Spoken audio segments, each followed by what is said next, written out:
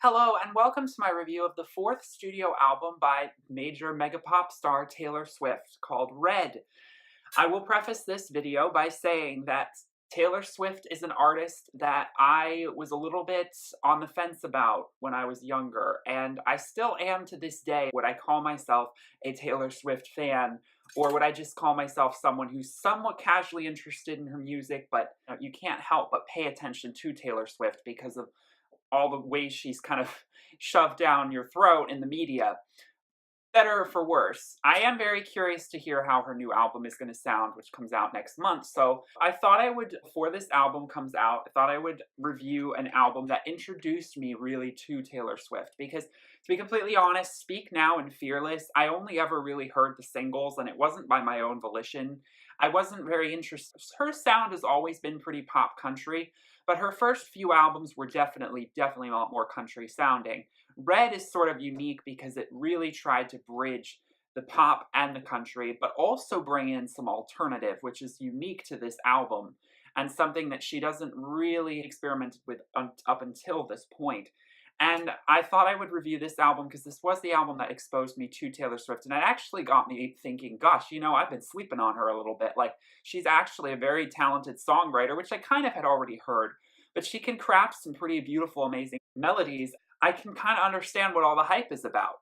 I feel like on Red, she sort of crafts a little bit more of a interesting kind of character with a little bit more depth. I'm not saying that her earlier personas didn't have depth, but the character that she was portraying of this sweet, innocent teenage girl, I don't know, maybe it just didn't appeal to me or seem as interesting, and maybe it just speaks to where the age I was when Red came out, because at that point, right around then, I was starting to listen to a lot of artists that previously I thought I would never listen to. But Red, like I said, it's pop country, but it has a lot more pop than you would expect from any kind of previous Taylor Swift release. It was a big shock when We Are Never Ever Getting Back Together came out. I remember people talking about how crazy pop sounding that song was, which of course at that time seems pretty tame compared to what she's been releasing now, which is like completely 180 from everything she used to do. But I do remember back in 2012 when that lead single did come out, I remember a lot of people freaking out and going, oh my god, this doesn't sound like Mine, or this doesn't sound like Back to December, or this doesn't sound like Fearless. Everyone was like, what is this pop country sound? And everyone was like, she's changing. It's really interesting now just to see, like, well, boy, did we not know what was coming, because 1989 really was the actual introduction of Pop Taylor, but she really did come to a blended form in Red. And I think Red is very strong because of that, because it houses the best of both worlds. It has amazing country sounds that do sound really beautiful, that I think when they go country well, and it has pop songs that are also great earworms that are easily played on the radio, that were very successful as radio singles, just like, of course, all of her pop country hits before that. All right, so let's get into this. The first song is State of Grace. And I have to be completely honest, this is one of my all-time favorite Taylor Swift songs. One of the reasons why I want to review this album so badly. I love State of Grace. It almost doesn't feel like a Taylor Swift song in that regard, because this is a new, complete, different sound for her. This is alternative rock with a little bit of country thrown in there, but I honestly think it's just the sheer aesthetic of Taylor's voice that makes you think that it's a country song, when in reality, if this was another singer singing it, you would not think anything of this being in any kind of territory that Taylor Swift would dive into. I remember hearing State of Grace like the week before the album came out, and I was still on the fence about this. I was like, I'm not really that interested. I'm not going to buy the album by any means. And I heard State of Grace and I was like, oh my gosh, okay, Taylor, I'm paying attention. Like, hold the phone here. I just fell in love with the sound of this song. Let me just backtrack for a minute. There is a reason why I'm reviewing this album in October. I feel like Red, which I'm also wearing red right now, I feel like Red is also the perfect October/November album, because it feels like a fall album.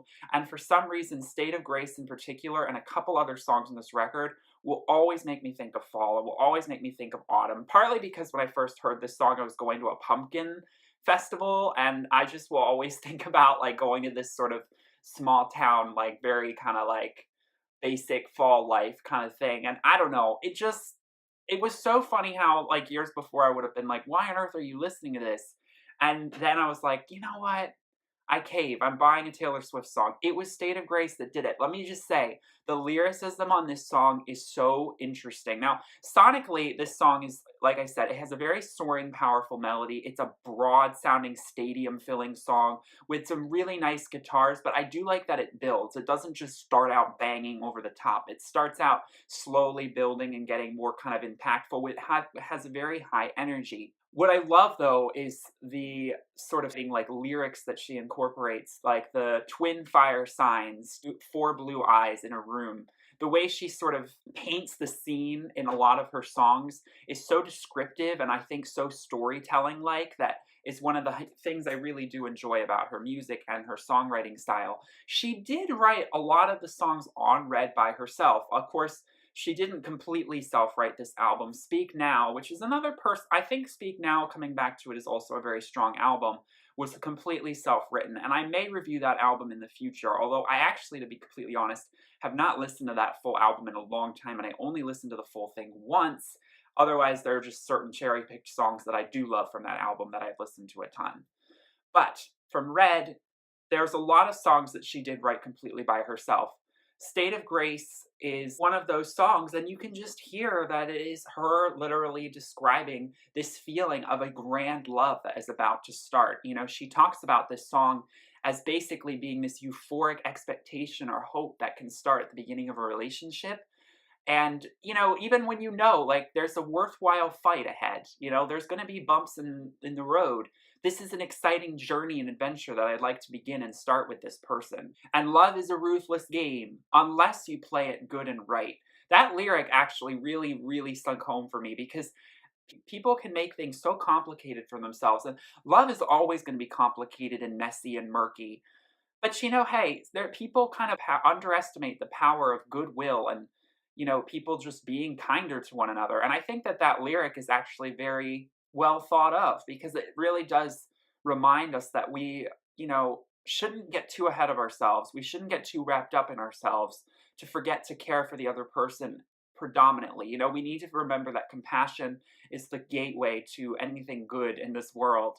And you can extend this beyond just in a relationship. It feels a little bit down to earth, you know? And I think that's something, I mean, Taylor Swift's sound is very down to earth. Country music in general tends to lean that way. There is a bit of a folky edge to all of this, and Taylor Swift has that in her voice and her delivery and in the subtleness of the instrumentation, which, I mean, this song isn't subtle by any means, but there is a little bit of a down to earth realness to the song that makes it, even though it's so much broader and idealistic, that keeps it in like this sort of liminal space where it can serve many purposes to the listener. The title song on this album, Red, now this song came out a little bit before the album, and I did hear this song, and to be honest, I wasn't surprised when I listened to this song. I was like, okay, this is the kind of music I would expect to hear from a Taylor Swift album. This is definitely more of a country-leaning song. It has a little bit more of those elements. They're not bad though, I think, and it really is kind of, again, a best of both worlds, kind of just floating right in the middle kind of song. It's memorable enough. I mean, I actually think that the catchiness of it makes it really alluring, and you can't help but find yourself humming or singing along to it, especially with the repeated vocal effect when she sings Lovin' Him Was Red. I always, when I first heard it, I was like, damn, I'm kind of like, and I felt guilty about this at the time because I was like, oh, I really shouldn't be liking this. I really shouldn't be liking this. I mean, I really fought against it. And State of Grace was what made me drop my defenses because I was just like, okay, I feel like I can support this. Taylor's showing her versatility and her true colors here. Red was a little bit more like, I don't know, like, I'm interested, but just because it's really, really catchy. And of course, the song carries the theme of this album. The album is called Red, and it's her favorite color, she has stated, but she also uses red to symbolize strong feelings. Nothing is beige or black and white about this record and about the relationships that Taylor went through while crafting this record. Everything is red. And she alludes to different colors and different things, like driving a new Maserati down a one-way street. I thought that was a kind of clever metaphor for going nowhere, even. And loving him was blue like I've never known. Missing him was dark gray all alone. All of these lyrics are a little cute and a little sing-songy, but they're very heartfelt and endearing at the same time. So I don't fault this song for anything, except for the fact that I do feel like it was meant to sort of just house the theme of this album, kind of to summarize it, and to be a really fun, catchy song, which she's really good at doing. The next song, Treacherous, slows things down. For the rest of this album, we kind of follow this pattern, or for at least the first half of it, of really slowed down kind of ballad acoustic-like tracks that are very heartfelt, very storytelling-like, to going back to like Max Martin and Shellback pop radio cuts. And they go back and forth, one after the other, and it's an interesting dynamic when listening to the album. I think it works pretty well, because you don't want to necessarily listen to a slow song after a slow song after a slow song, or like a crazy asinine pop song after another pop song after another pop song. Treacherous is a really, really, really intriguing song. It bears multiple listens just to sort of understand the lyrics that she's diving into here. Put your lips close to mine as long as they don't touch. And I can't decide if it's a choice getting swept away. All we are is skin and bone, trained to get along. And everyone loves this line, and I'll do anything you say if you say it with your hands. So there was a little bit more of an adult theme going through the course of the song. I mean, the sound and the lyrics of this song speak to that sort of trepidation, that sort of anxiousness that you have when you're starting a relationship. You know, first get intimate with someone, it does feel like you're second guessing yourself sometimes. You're not entirely sure if this is what's best for you, or if this is going to actually be meaningful, or if this is just going to ultimately drain you. And I think that expressing that is a really powerful sort of sentiment to sort of help reconcile all these thoughts running in the back of your head. Like, this song is definitely Taylor ruminating in the back of her head, probably thinking a little bit too much about this, like, just one night stand that she might have just had with this guy she never even thought she was that interested in. And then all of a sudden, the slope got very treacherous, you know, and she couldn't stop herself from falling into love, or into this, you know, feeling that she feels like she can't control. But she has to remind herself that things can work this way. You know, life and love can be treacherous. It can be a tricky place. It could be like a minefield, you know, like you don't know where to step. And I think the uncertainty of that is carried through in the way she delivers this song. It's a little bit slow, and I don't want to say it's plotting, because it definitely isn't. And it definitely builds to be a bit more of a belter, especially in the bridge, where she sort of really takes the helm of this song and really lets it go. But I do love this sort of steadiness of this song. It's a slow and steady builder, and it's an earworm that gradually gets into your head.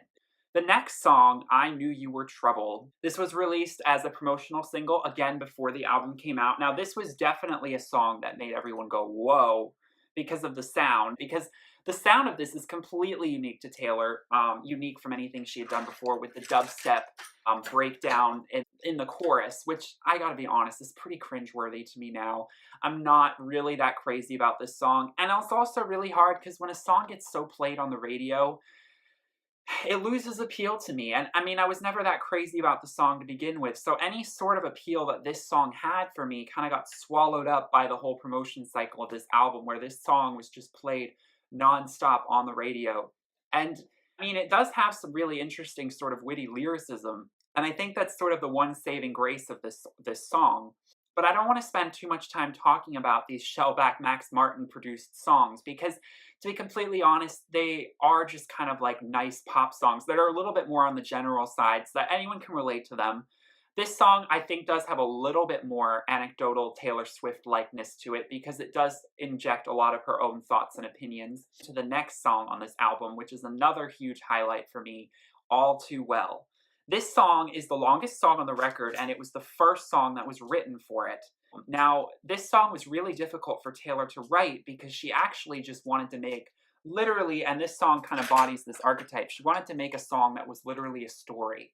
And the song originally was like 15 minutes long, and so she had to get one of her co-writers to help her to kind of pack this down, because it was getting a little bit bloated. And you know, she really wanted to make sure that she said everything she needed to say on this song. A lot of Taylor Swift fans praise this song for having some of the best songwriting that has ever been on a Taylor Swift song. And I do agree. I mean, she co-wrote it with this woman, Liz Rose, who she has worked on in the past with.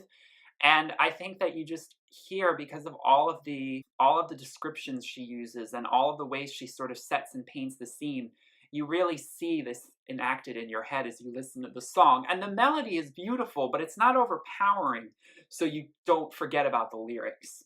The lyrics really do take center stage on songs like this, where it's more bare boned, where it's more just a piano and a like soft guitar kind of strumming along. It's a very melancholy song, and I do love the sort of feeling and that it conjures up. It is kind of lamenting, it's kind of mournful because it is after a relationship that has disintegrated, possibly because of distance, or there's people naturally drifting apart and sort of just reminiscing on all those good times that we had together. I remember them all too well. I remember being at your house, hearing your mom talk about all these things you did as a kid. I remember the scarf I left at your place, which, by the way, this song is one of the songs in this album that a lot of people think is about Jake Gyllenhaal because he was seen wearing this scarf, and I don't know, there's this whole thing. There's a lot of, people always read into these songs about who they're about. I don't really care so much about that, to be honest, with any kind of like song. I mean, some of them it's more obvious than others, but I always sort of interpret the songs as to my own life more and take it away from like Taylor Swift's personal life because I just don't care that much. I'm sorry. Like, good for her. She has relationships, and yeah, she has a lot of them, and they never work out, which is kind of sad. I do feel bad for her, but then I also think, oh, is there something wrong here? But anyway, really always just kind of like take these things like with a pinch of salt, or, I appreciate how open and honest she's being with these songs. I mean, these things probably all really did happen. I always believe that. It's a very honest song, but at the same time, it's like a puzzle, abstract kind of setup so that you're not like told everything to the point where you feel like you're just reading someone's diary and they're like name dropping people, like some people really want artists to do. And to each his own, the sense of the feeling. And I can relate to the feeling, and I think so many Taylor Swift fans can. So that's why the song is so popular. Then we come to 22. This was another huge pop hit. It was just basically a song to sing with your girls when your 22nd birthday. I hate to be honest, but that's kind of all the song really is. Everyone when they turns 22 sings this song, and it's like, woohoo, and then it's like, okay. And I mean, it's a cute song. It's got a catchy chorus. The music video is cute, but it's not much more than that for me. And like I said, when this song gets a lot more vague and generalized, like I said, it's a Max Martin Shellback song, so Taylor Swift is sort of removed from the song, which is for better or for worse, which is how it is. The next song, I Almost Do, is another, like I said, slow song. This song's like ruminating late at night when you're about to close your eyes, or you close your eyes and then you suddenly are thinking all these thoughts in your head. And I really can relate to this song because, every night when you like are within a relationship with someone, you tend to think about them. It's like the last thing before you fall asleep. And you think of all the things you almost did that day. Like, I almost texted you a million times because I just can't stop thinking about you. But are you thinking about me? Like, I spent so much time thinking about this. And so that sort of doubt that's over in the back of your mind is sort of prevalent in this song. And I really can relate to it now, especially because it does take everything in me not to call you. Because I know that I just did, or I know that I need to give you your space. Or maybe we did talk about like maybe taking some time apart, and that's always sometimes a healthy thing in a relationship. But it's really hard to navigate, how much space to give when you still are thinking about that person so much and you want that closure, or you want to just be with them all the time. It's a really tricky thing to navigate. And I think the apprehension and sort of concern in this song is very heartfelt and it rings true. And it's a beautiful sort of somber paced song. Then we come to the lead single, We Are Never Ever Getting Back Together. Again, with 22, it's one of my least favorite songs on the album just because I think it's very cheesy and it was overplayed. It's a fun Max Martin Shellback song. What's new? But like I said, it did carry the, opener of this record, and it made people realize that she's going for a more pop sound with just some country elements. So that was like the important thing about this song. And everyone thinks about Jake Gyllenhaal, like I said, because, there's all these things. But anyway, so moving on, the the next song, Stay, Stay, Stay. This is like an interlude song. I don't take this song very serious. It's a very cheesy song. The instrumental is like this repetitive thing you'd hear YouTubers use on the back of their like challenge videos or like their Q&A videos. It's like literally sampled from iMovie or from like any of those video editing softwares that just are like generic background YouTuber music. It's repetitive and it's meant to be catchy, but it tries a little too hard, with the chorus. I mean, it's cute at least, and I mean, I love that you literally can just hear Taylor Swift smiling like the whole time she's singing this song. And I really do think that part of the reason why it was included was because a lot of these songs are very moody and introspective, and she did want something to sort of lighten the kind of mood of this album, along with the Shellback Max Martin songs. She really wanted a little bit of a lighter sound to just sort of interject in the middle. And so I can kind of see how it serves. I do believe it's kind of like an interlude middle track that you don't want to spend too much time over analyzing because there's not a lot to analyze. It's just a cute little "you're my boyfriend and I love you" kind of song that would make me really roll my eyes in the past. Like, oh, that's cringy AF. Now I'm like, hey, okay, I must admit, like, I kind of want this. I kind of want you to, I want to go to the grocery store with you and act all cute and have our inside jokes and be lame. Now I sort of understand that because I really do want a relationship. But back when I wasn't about that, I was like, staying clear. This is cringy. This isn't me. So, anyway, the next song, "The Last Time," this is where we get some of that real experimentation alternative rock sound because she collaborated with a very left field person. She collaborated with Gary Lightbody from the band Snow Patrol. I'm not very familiar with them, but they have a hit that I think we've all heard. The thing is, though, I do really feel like this really isn't Taylor Swift's song. I feel like this is Gary Lightbody's song, and she just feels like she's featured on it. And to be honest, her voice doesn't really come through very well. They're blended, but she never gets a chance to shine. And also, it's a very plodding song. The melody doesn't go anywhere, and I kept hoping it would build and be a little bit more memorable and a little bit more melodic, and it's just not there. So for me, although I appreciate the sort of atmospheric sound, it's very experimental. And hey, I give Taylor all the props for experimentation because I love seeing pop artists do that. I love seeing pop artists work with artists that you wouldn't expect to see them working with. But this was one of those where I was just like, I don't know. It's not that memorable in the body of the album itself. It kind of gets swallowed up. And also, I think the song goes on for a little bit too long.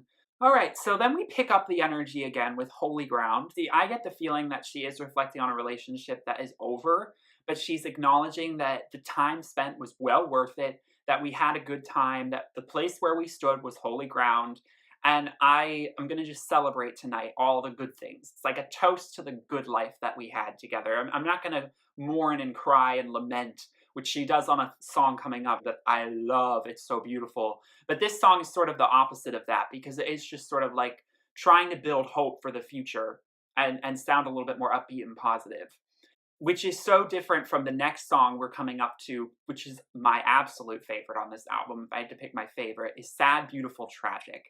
So this song is a pure lament to a relationship. But also, is it even a relationship? Was it just an affair? All of these questions that are raised. It's so melancholic. It's so somber. The delivery of the way she sings the words gives them so much weight. You just can't help but listen so closely to what she's saying because she says everything with such steadfast assuredness. It's like this beautiful sort of moody song that I just can't help but just get swept away in the feel and aura of. It's such a beautiful song with a beautiful melody that's carried by this beautiful lilting guitar in the background that carries the melody so, so beautifully. And then the backing vocals are so soft and soothing, but also sad and depressing. It's all of the things I love about like a really beautiful kind of folk-leaning country acoustic song.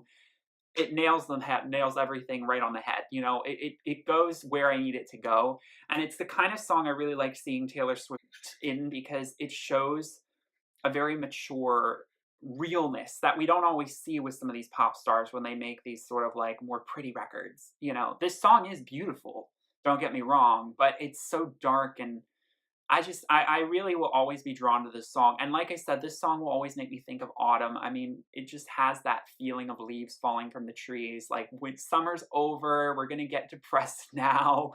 We're going to get really kind of introspective. It's reflecting and remembering, unlike in the previous song where it's like, I want to dance about this. It's like, I want to like write a lament, you know, I want to be more mournful and respectful of what this relationship was. Then we pick up again with The Lucky One. This song isn't so much about a relationship as it is about someone who went to the bright lights of Hollywood and got corrupted by it. It's another kind of song that's not too memorable for me. It just kind of blows over for me. I just feel like the melody could have been a little bit stronger maybe, or it sounds a little too similar to other songs like Holy Ground. And I think that because at this point in the album, you're like, wow, we've listened to like 13 songs, you know, this album isn't over yet. You start to sort of, you start to feel the wear and tear of like the repetitive sound and this kind of formula that she's been following. But the songwriting is still very strong on this song, as it was one that she did pen herself. You know, she could be reflecting on herself, like her past self who wanted to chase the fame, you know, and go to LA and become popular and famous, or it could be just reflecting on, remarking on young women going into the industry. And it's a nice sort of change in subject matter, because I do think at this point we need that sort of fresh perspective on something else. And that sort of broadens the scope of the album nicely. The next song, featuring Ed Sheeran, which I think was a very worthwhile pairing, and one that I could see working very well multiple times in the future. Everything Has Changed, which is a very cute music video featuring children at a school. The sentiment of this song is that life moves on, and you just have to accept that things are always going to change. You don't know who's going to come into your life and change everything for the better or for the worse. And obviously this song is speaking more towards the for the better part. And I love the fact that it does kind of make you think, wow, you know, what people have come into my life and changed everything just on a dime, you know? If I hadn't met this person, what would my life be like? It gets you thinking about that, or at least it did get me thinking a lot about that. The next song, Starlight, is another real kind of interesting pop song. And to be completely honest, it's the one pop song on this album that wasn't really a single. I wish it had been, because I think it has a lot of appeal. Don't get me wrong, though. If this song had been overplayed on the radio, I probably would have hated it too. But this has that big pop sound. However, it doesn't have the Shellback sound. It doesn't have the Max Martin sound. It's just a fun, unapologetic pop song. And she's alluding to Ethel and Jack Kennedy, their relationship in the 40s, when she says summer of 45, you know, I felt like a duchess and a duke, you know, dancing the night away. And it's sort of just a tribute song to their love. And I think it's a really fun song to just sort of let loose to on the dance floor and not take too seriously, but also be hopeful about the future. You know, she says, I want to have 10 kids and teach them how to dream. Well, maybe you don't want to have 10 kids, because that's a lot of kids. And, overpopulation is a problem, Taylor, so I still hope that fantasy was just an exaggeration. Let's shoot for 2 kids and teach them how to dream, okay? But anyway, it's an idealistic song. It speaks to everyone's fairy tale romance that they all wish to have, which you would expect from a Taylor Swift story. You know, Taylor Swift always embodies that sort of fairy tale like romance or yearning for it. Well, the final song, Begin Again, is another really, really strong song on this album. And it's probably one of the most country songs on the album, because it has the violins, it has it has the guitar sound that is a lot more country aesthetic. And I really, really appreciate it, though. It's such a beautiful closer to the album, because at the core of it, it speaks about, you know, how on a Wednesday in a cafe in this random place I never thought it would, I met a guy and I watched love begin again. Because, you know, all I've been doing for the last 8 months is watch love burn and crash and end with myself and with my friends and with relationships on TV. And I really lost faith in love. I really lost faith that anything could come of this. But you know what? I still went on that date. I still went on that next Grindr date. No, I mean, I do think about this in my own life a lot, because right now it's been like really tough. I've been just like dating a lot, and it's really exhausting. And you really do start to think, like, does true love really exist? And like, when it burns and ends, is it worth going through this cycle over and over again?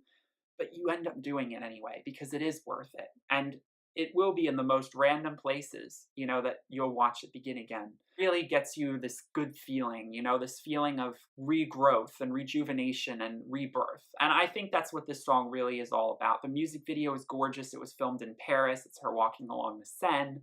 It embodies that fairy tale aesthetic that we get from songs like Love Story from Taylor Swift.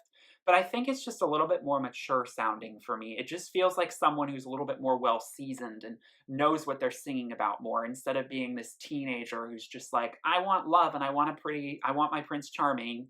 You know, it feels a little bit more weighty and a little bit more like with substance. And I think that's overall what I get from this album. It has more substance. It has more meat to it. It's not just chasing fairy tales.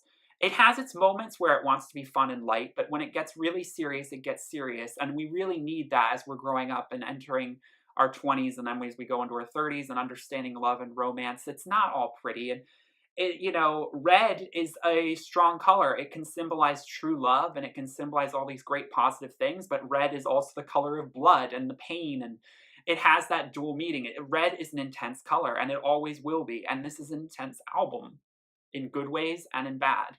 And so for me, this album was what introduced me to Taylor Swift. It's what got me actually kind of interested in listening to her back catalog. And so that's why I had to review this. Let me know in the comments what you thought of this album. I hope I didn't mess up any of the facts because I'm not the best with that. In my head, I just like things get jumbled and stuff. But I probably will review 1989, and I may review Speak Now, but I definitely will review her new album coming out in November. In fact, I'll definitely review 1989. So subscribe if you'd like to see more reviews. And I hope you enjoyed this video. I will see you in the next one. Thanks for watching. Bye.